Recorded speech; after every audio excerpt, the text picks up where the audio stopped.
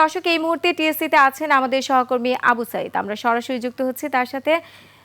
সাইদ, আপনি নিশ্চয়ই আমাকে শুনতে পাচ্ছেন। সাইদ, আমরা যতটুকু জানতে পারছিলাম সিরাত আল মুস্তাকিমের কাছ থেকে ভোট গণনার সবশেষ পরিস্থিতি, এছাড়া টিএসসিতে আপনার কাছে ভোট গণনার সবশেষ পরিস্থিতি কি আছে, বিস্তারিত আমাদের জানান।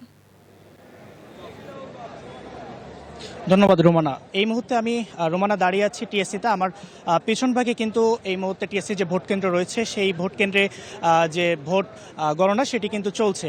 তবে রোমানা, আপনার মাধ্যমে দর্শকদেরকে জানিয়ে রাখতে চাই, কিছুক্ষণ পূর্বে কিন্তু ছাত্রদলের ভিপি প্রার্থী আবিদ যিনি আছেন তিনি এখানে এসেছিলেন।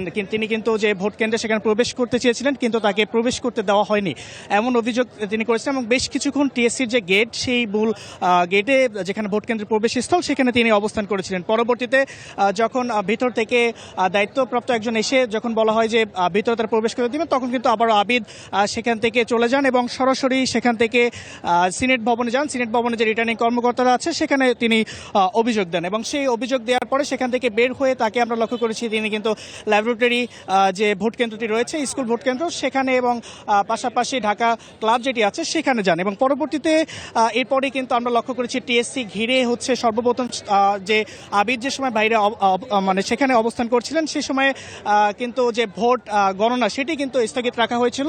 তবে কিছুক্ষণ পূর্বে আবারও সেই যে ভোট গণনা সেটি শুরু হয়েছে এবং এই মুহূর্তে ঠিক টিএসসি জুড়ে কিন্তু বেশ থমথম একটি অবস্থা বিরাজ করছে।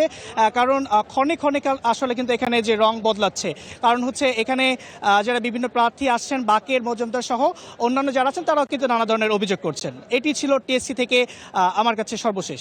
রোমানা।